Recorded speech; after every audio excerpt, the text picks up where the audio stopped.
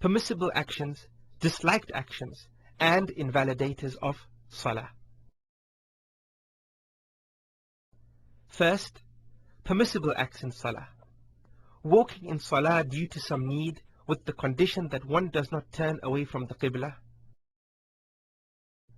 Carrying children during the salah. Killing a scorpion or a snake during the salah. Looking to the right or left for some need while in salah. Crying in salah. Saying subhanallah for men and clapping for females. Reminding the imam who has forgotten an ayah of Quran. Pointing with the finger or hand to indicate that you are in prayer to someone who enters and greets you. So one makes one's palm face down and the back of the hand face upwards, using some sort of hand signal to indicate something to someone due to there being a serious need for the one praying to alert them to something. Praising Allah if one sees that which calls for it. Spitting to one's left, and preventing a person from passing in front of you while you are praying. Secondly, the disliked actions in salah.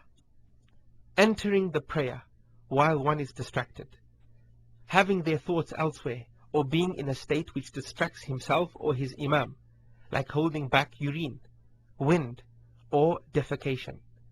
Being in a state of hunger or thirst, or when food which he wishes to eat is present, or he is looking at that which distracts him from salah. Useless movements, meaning doing that which is contrary to being tranquil and which affects one's concentration in salah. For example, moving without a need, or playing with one's beard, clothing, or watch.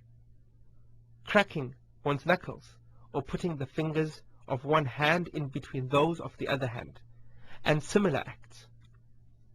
Looking by moving one's face left or right without any need, with the condition that the body does not turn away from the qibla, otherwise in this case the salah would be invalidated. Putting one's hands on one's hips, just above one's hips, since it is the action of the Jews. Covering one's mouth and nose in prayer. Rolling up one's garments, sleeves, or the likes. Tying one's hair back, gathering it or braiding it for men, as this would resemble a man whose hands are tied up behind his back. This is because when he prostrates, his hair does not prostrate with him. Spitting in the direction of the qibla, or to one's right side. Looking up at the sky. Closing one's eyes, except for a need. And stretching one's arms flat on the ground when in prostration.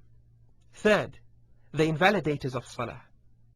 Performing something which breaks one of the conditions of salah, like the occurrence of that which breaks one's state of ritual purity, or intentionally exposing the parts of the body that should be covered, turning the whole body away from the qibla, or intending to stop the prayer when one is in the middle of it, intentionally intending to leave a pillar or obligatory aspect of salah, moving a lot if the movements are not those of the salah and there is no need for them, like unnecessarily walking or moving much, laughing out aloud, intentionally speaking, intentionally eating or drinking,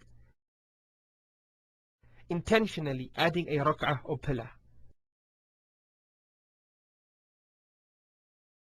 or intentionally making the final salam before the imam.